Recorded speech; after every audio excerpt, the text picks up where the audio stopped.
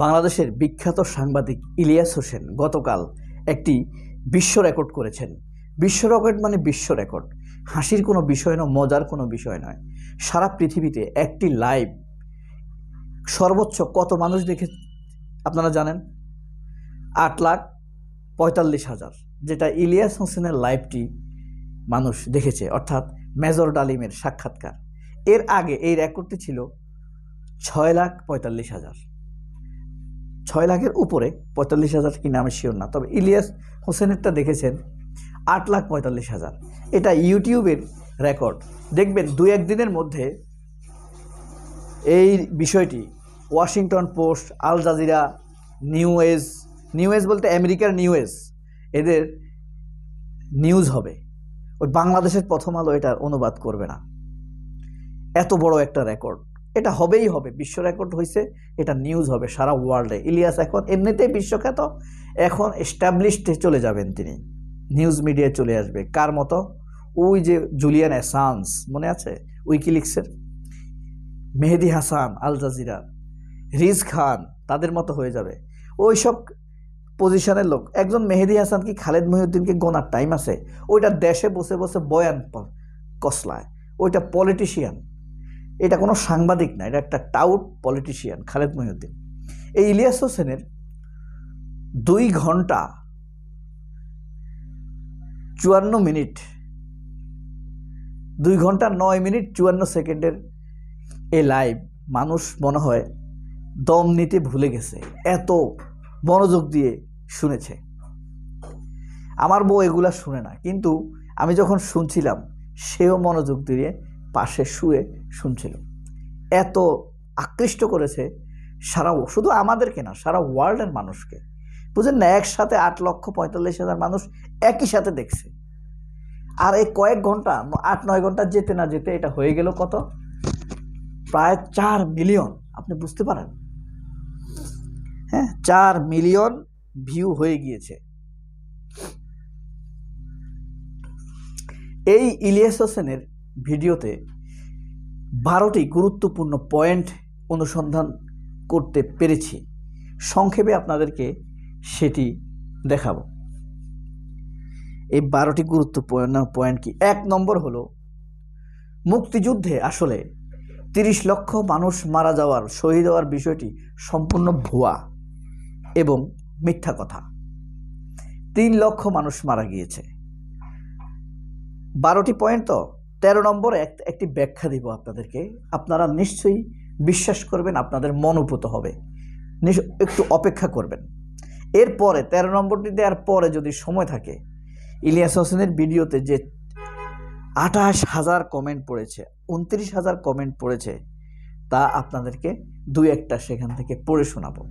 সেখানে 14-15টি পয়েন্ট আছে ইলিয়াস হোসেনের বিরুদ্ধে, আর 29,000 পুরোই মেজর ডালিম এবং ইলিয়াস হোসেনের প্রশংসা করা হয়েছে। আচ্ছা, 1 নম্বর পয়েন্ট কি? মুক্তিযুদ্ধে নিহত হয়েছে মূলত 3 লাখ, নট 30 লাখ। এটা শেখ মুজিব ভুয়া বলছে, আর এটা নিয়ে এটার উপরে বাজনা বাজানো শুরু হয়েছে। 2 নম্বর, মুজিব হত্যার সাথে জিয়াউর রহমান জানতেন, মুজিব হত্যার বিষয়টি জিয়াউর রহমান জানতেন, অনেকে বলে জড়িত ছিলেন। 3 নম্বর, বুদ্ধিজীবী হত্যার বিষয়টি ভারত পরিকল্পিতভাবে করেছে, যেন নির্বিঘ্নে এই দেশকে তাদের অঙ্গীভূত করতে পারে, শাসন করতে পারে।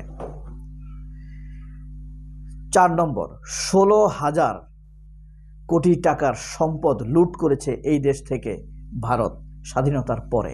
মেজর জলিল এই বিষয়টিতে বাধা দিয়েছিলেন, এ কারণে তাকে মুক্তিযুদ্ধের কোনো পদক দেয়া হয়নি, খেতাব দেয়া হয়নি, তাকে অ্যারেস্ট করা হয়েছে।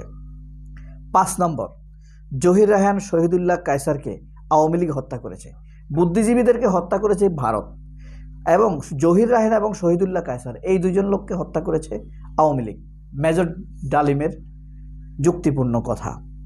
মুক্তিযুদ্ধে 2 লক্ষ মা বোনের ইজ্জত হারানোর ব্যাপারটি সম্পূর্ণ ভুয়া। তাদের রেকর্ড অনুযায়ী 2 জন ইজ্জত হারিয়েছেন, তাদেরকে দেশের পক্ষ থেকে, সেনাবাহিনীর পক্ষ থেকে উপহার, সাহায্য সহযোগিতা করা হয়েছে।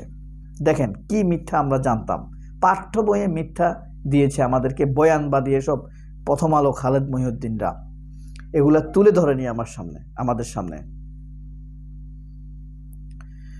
এরপরে 7 নম্বরে সিরাজ শিকদারকে পরিকল্পিতভাবে হত্যা করেছে শেখ মুজিব এবং শেখ মুজিবের ছেলে শেখ কামাল। 8 নম্বর, শেখ মুজিবের কথা কাজে কোনো মিল ছিল না, একটা স্যাঁচরা বাসপাল ছিল, পড়াশোনা ছিল না তার। 9 নম্বর, ডালিমের স্ত্রীকে চিকিৎসা নিতে দেয়নি শেখ হাসিনা, তাকে গৃহবন্দী করে রাখা হয়েছিল।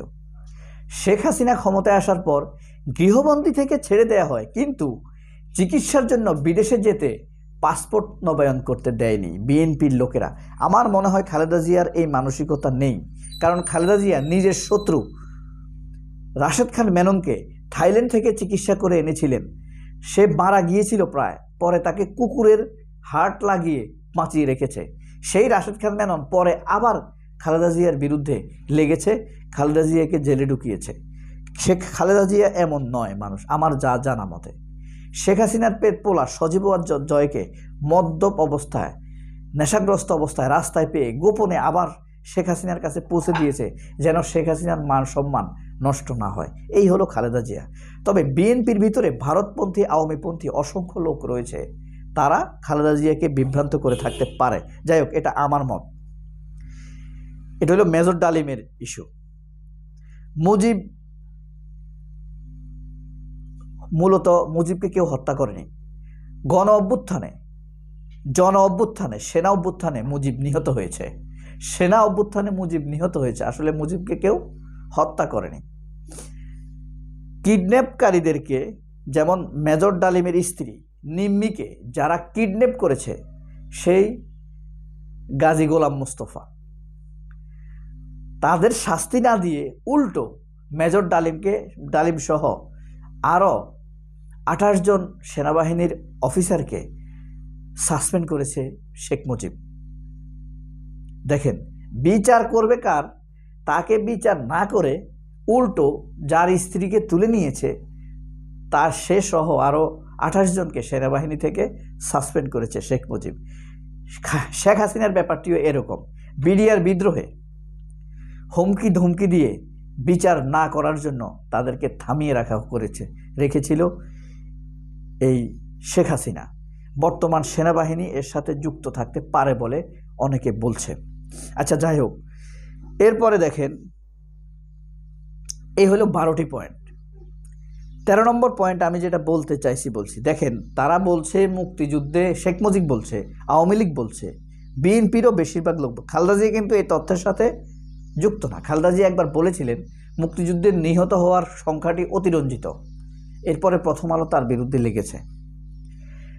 দেখেন, এই 30 লাখ যদি হয়, তাহলে প্রতিদিন 266 দিন আমাদের মুক্তিযুদ্ধ হয়েছে। যদি সত্যিকার অর্থে 30 লাখ মারা যেত, তাহলে প্রতিদিন 11,278, ভাবা যায়? প্রতিদিন 11,278 জন মানুষ মারা গেছে সারা বাংলাদেশে। হ্যাঁ, 3 লাখের ব্যাপারটাও তো বেশি হয়ে যায়। 3 লাখ হইলে প্রতিদিন 1128 জন। এই হলো মুক্তিযুদ্ধের মিথ্যাচার, মিথ্যা বয়ান দিয়েছে আমাদেরকে আমাদের প্রজন্মে, এই প্রথম আলো, এই খালেদ মহিউদ্দিনরা, এসব বেয়াদফেরা, এদেরকে ছাড়া হবে না। এরা ইতিহাসের মিথ্যা বয়ান ফেরি করেছে আমাদের কাছে।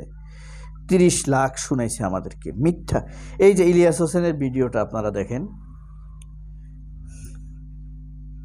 নিশ্চয়ই আপনারা দেখেছেন।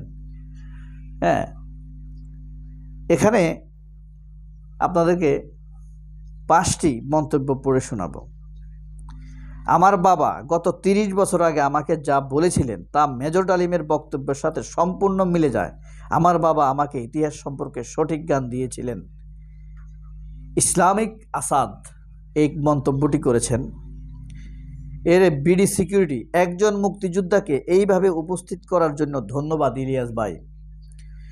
ছোট থেকে ওনার কথা খুব শুনছি, কিন্তু আজ প্রথম দেখলাম বীর মুক্তিযোদ্ধা মেজর ডালিম স্যারকে। আল্লাহ স্যারকে দীর্ঘ নেক হায়াত দান করুক, তিনি এই দেশের বীর সন্তান। এমডি শাহাদাত, একজন বীর মুক্তিযোদ্ধাকে এইভাবে উপস্থিত করার জন্য ধন্যবাদ। বাসেত আলী, ইতিহাস হয়ে থাকবে এই লাইভ। লাইভ তো ইতিহাস হয়েই গেল। 8,40,000 মানুষ দেখেছে একটা ভিডিও লাইভ। আলহামদুলিল্লাহ, আজকে একজন বীর মুক্তিযোদ্ধাকে দেখলাম, মনে অনেক শান্তি পেলাম। প্রকৃত বীর মুক্তিযোদ্ধা, ভারতপন্থী বীর মুক্তিযোদ্ধা না, এটা ভারতের ফেরিওয়ালাল মুক্তিযোদ্ধা না। আচ্ছা, বহুল প্রতীক্ষিত মেজর ডালিমের সাক্ষাৎকার দেখে ইতিহাসের সাক্ষী হলাম। আমরাও ইতিহাসের সাক্ষী হয়েছি। অবশেষে মেজর ডালিমকে দেখতে পেলাম। অভিনন্দন ইলিয়াস ভাই। আসাদ, আজ আমি ইতিহাসের সাক্ষী হলাম।